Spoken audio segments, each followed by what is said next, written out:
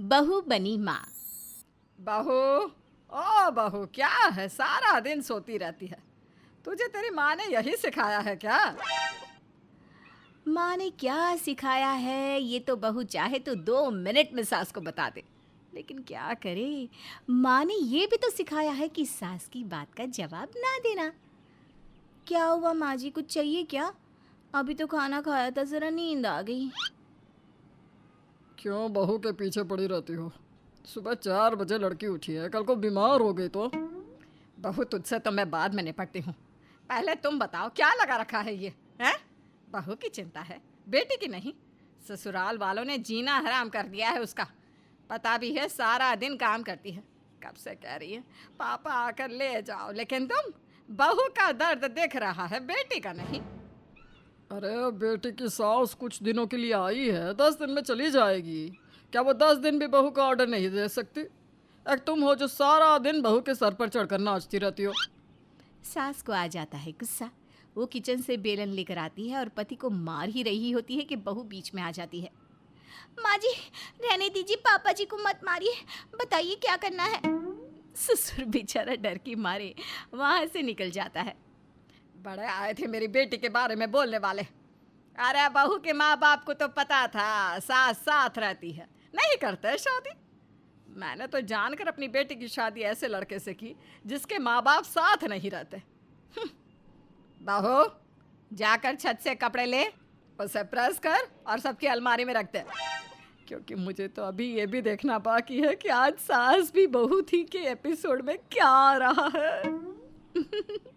तो देखा, बहू बेचारी जिस पर न सिर्फ घर के काम की चिंता है, बल्कि ये भी कि घर में ससुर पर किसी भी प्रकार की हिंसा ना हो।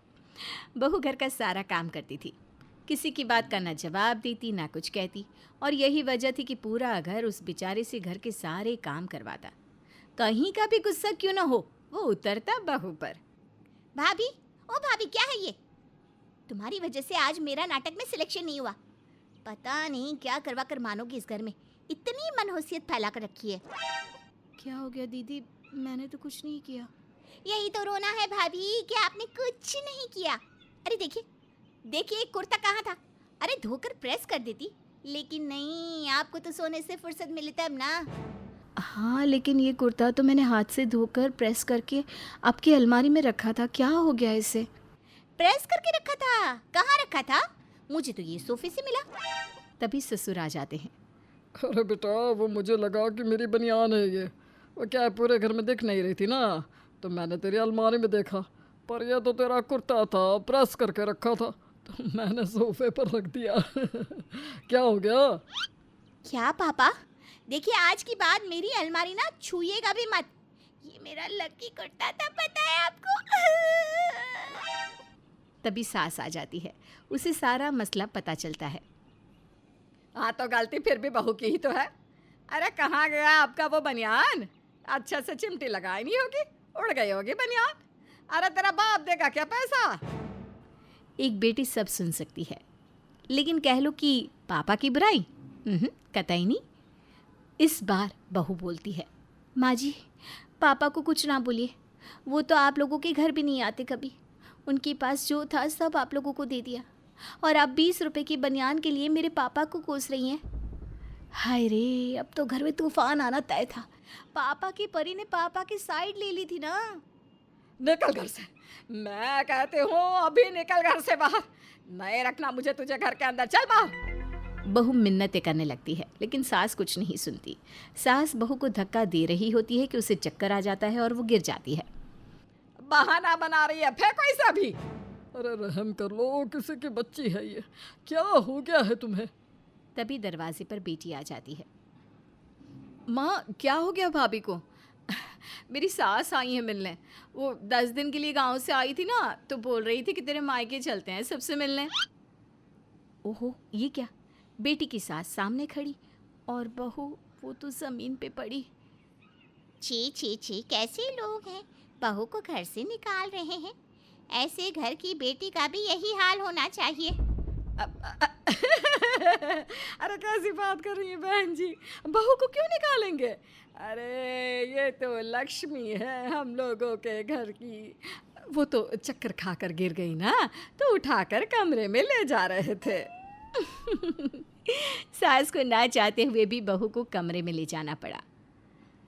बहू कमरे में, सामने खड़ा डॉक्टर, सास, ननद और ननद की सास।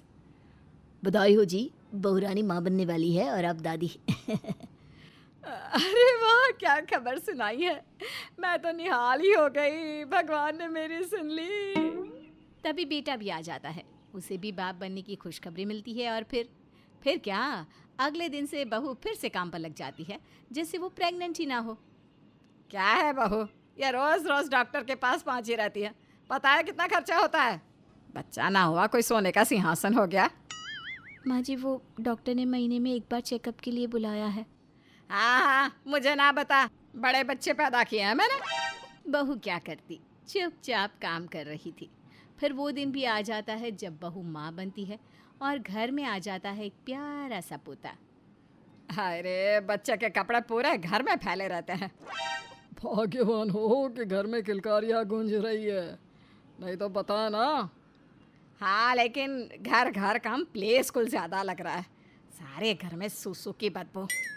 सास अब बहू के पीछे बच्चे को कोसना भी शुरू कर देती है। अरे पूरी रात कल मुँह रोया है, ना सोया है ना सोने दिया। ए बहू, खाना बन गया हो तो जरा सर पर तेल लगा दे। बहू किचन में थी, उसे सास की आवाज़ सुनाई नहीं देती। वो कटोरी में तेल लेकर पास ही बैठकर बच्चे की मालिश शुरू कर देती है।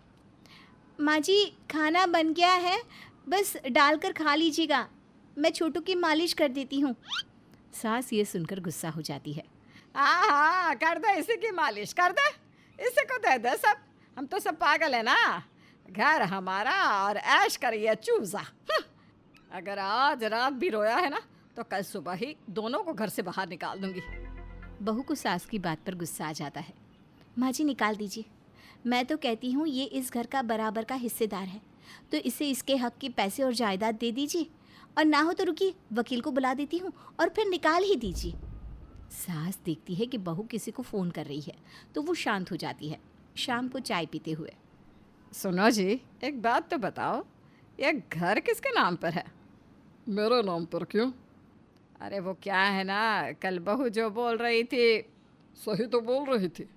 अरे अपने पर आ गई ना तो वो इस पूरे घर में से पूरा आधा हिस्सा उसे दिलवा कर रहेगी, समझी?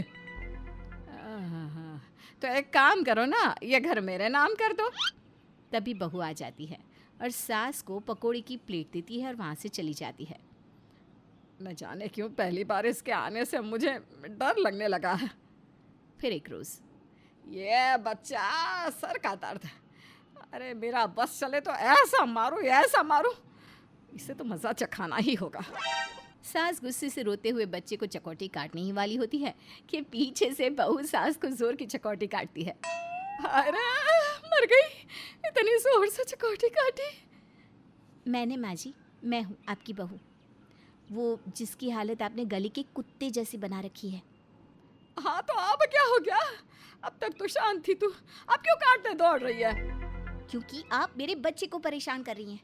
मैंने पहली बार भी आपसे साफ साफ कहा था कि मेरे पिता के बारे में कुछ मत कहना, और अब मेरा बच्चा, माना मैं बहू हूँ, माना मैंने आपके घर को सदा चलाने की जिम्मेदारी ली है, लेकिन माँ जी मेरे बच्चे को कुछ भी कहा या उसे गलत इरादे से छूने की कोशिश भी की ना तो मुझसे बुरा कोई नहीं होगा, समझी? सास बहू का दुर्गा रूप देखकर परेशान हो जाती है। जब तुम अपनी बेटे के खिलाफ नहीं सुन सकती तो वो भी तो एक माँ है, तुम उसके मासूम बच्चे को चकोटी काट रही थी। बहू शांत रह सकती है लेकिन माँ कभी नहीं। शाबाश बहू, हम सब तुम्हारे साथ हैं।